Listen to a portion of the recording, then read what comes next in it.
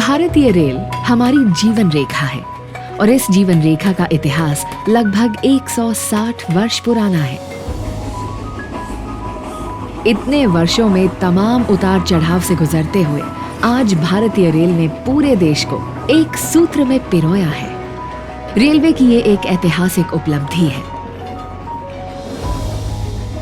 इस महान इतिहास की शुरुआत 1849 में the great Indian peninsula railway और ईस्ट इंडिया कंपनी के बीच एक प्रायोगिक लाइन के निर्माण और संचालन के लिए एक औपचारिक अनुबंध के साथ हुई थी।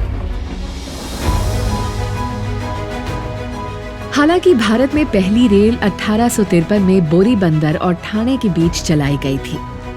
तब भारत का ये पहला रेलवे ट्रैक लगभग 34 किलोमीटर लंबा था। लेकिन 2020 तक भारत में रेल मार्गों की लंबाई लगभग 68,000 किलोमीटर तक पहुंच चुकी है।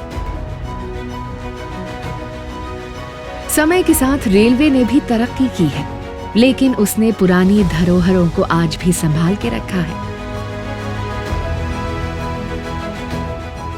जैसे वर्ष 1855 में निर्मित फेरी क्वीन नामक भाप का इंजन, जो विश्व में सबसे पुराने भाप इंजनों में से एक है, और नील बॉल टोकन इंस्ट्रूमेंट, जो सिंगल लाइन ट्रैक के लिए होता था।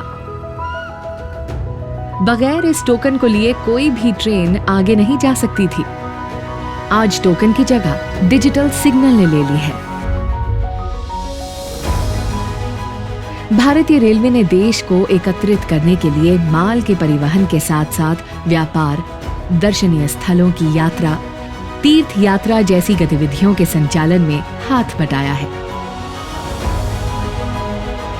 राष्ट्र एकता में महत्वपूर्ण भूमिका निभाई है और रेलवे उद्योग और कृषि के विकास को भी मजबूत किया है। भारतीय रेलवे देश के रसद प्रोवाइडर्स में से एक है। भारतीय विकास की ये कहानी बगैर रेलवे के पूरी नहीं हो सकती।